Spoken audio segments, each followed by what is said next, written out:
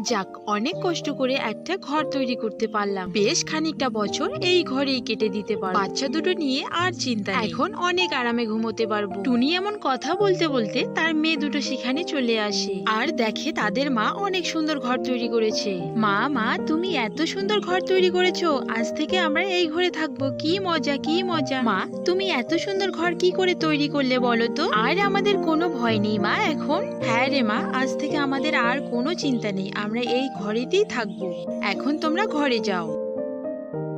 এক জমিদারের এক পোষা পাখি ছিল, যার নাম ছিল রিপন।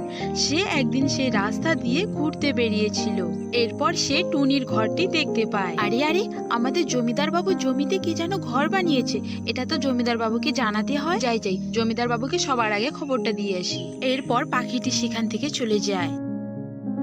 আরে রিপন, তুই না ঘুরতে বেরিয়ে গেলি, হঠাৎ ফিরে এলি যে? জমিদার বাবু সর্বনাশ হয়ে গেছে গো, তোমার জমিতে কে যেন একটা ঘর বানিয়ে রেখেছে, তাই তোমাকে খবরটা জানাতে এলাম। শিগগিরই চলো সেখানে। আরে বলিস কি, কার এত বড় সাহস আমার জমিতে ঘর বানিয়ে রাখে? চলো দেখতে হচ্ছে তো ব্যাপারটা। এই ঘরে কে আছিস, তাড়াতাড়ি বেরিয়ে আয় বলছি। টুনি তখন বাড়ি ফিরছিল।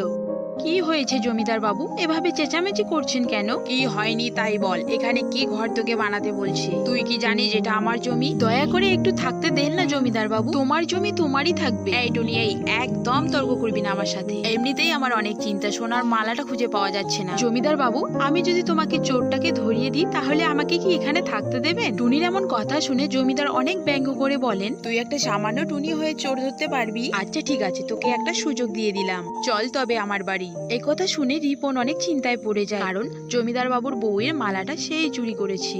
হায় কপাল, এখন তো মনে হচ্ছে আমি নিজের পায়ে নিজেই কুড়োল মারলাম। আর ধরা পড়লে তো জমিদার বাবু আমাকে বাড়ি থেকেই তাড়িয়ে দেবে, আর সেখানে তো যেতেই হবে, না হলে আমাকে আগে আগেই সন্দেহ করে নেবে। কি আর করা যাবে, যাই, যা হবার হবে। এই টুনি, তোমার কাজ এবার তুমি শুরু করে দাও, তাড়াতাড়ি করো। হ্যাঁ জমিদার বাবু, এর জন্য আমাকে একটা জবা ফুল লাগবে, একটা জবা ফুল আনার ব্যবস্থা করো। সেই জবা ফুলটাই প্রমাণ করে দেবে। এই মৌমাছি, তাড়াতাড়ি একটা জবা ফুল নিয়ে আয় তো। মৌমাছি জবা ফুল আনতে চলে যায়।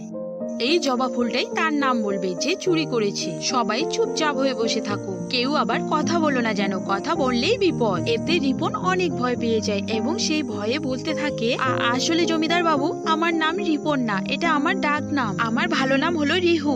তখন টুনি বলতে থাকে, দেখলে তো জমিদার বাবু, এখন জলের মতো পরিষ্কার যে রিপনই চুরিটা করেছে, তা না হলে ওর নাম পাল্টাতে যাবে কেন? ছি ছি রিপন, তুই শেষ পর্যন্ত আমার ঘরেই চুরি করলি। এতদিনে তুই আমাকে এই মর্যাদা দিলি, আজই তুই আমার বাড়ি থেকে বেরিয়ে যাবি, তোর মুখ যেন আর আমাকে দেখতে না হয়। দেখলে তো বউ, রিপন আমাদের সাথে কি বেইমানিটাই না করলো। হ্যাঁ গো, রিপন আমাদের সাথে একদম ঠিক করেনি। এই রিপন, হাতটা ফেরত দিয়ে আজই বাড়ি থেকে চলে যাবি। মালাটা পেয়ে তারা অনেকটাই খুশি হয়ে যায়। টুনি, আজ থেকে ওই বাড়িটা তোর, যা তুই তোর বাচ্চাকে নিয়ে ওই বাড়িতে সুখে শান্তিতে থাক। এতে টুনি অনেকটাই খুশি হয়ে যায়। ঠিক আছে জমিদার বাবু, তোমাকে অনেক অনেক ধন্যবাদ। জমিদার বাবু, তবে এখন আমি চললাম। ঘটে যাওয়া সমস্ত ঘটনাটা টুনি তার মেয়েদের খুলে বলে। তারপর এই বাড়িটাতে আমাদের থাকতে দিয়েছেন জমিদার বাবু। এভাবেই টুনির কষ্টের ঘর টুনির কাছেই রয়ে যায়। তাই জন্য টুনি ও তার মেয়ে দুটো অনেকটাই খুশি হয়ে যায়।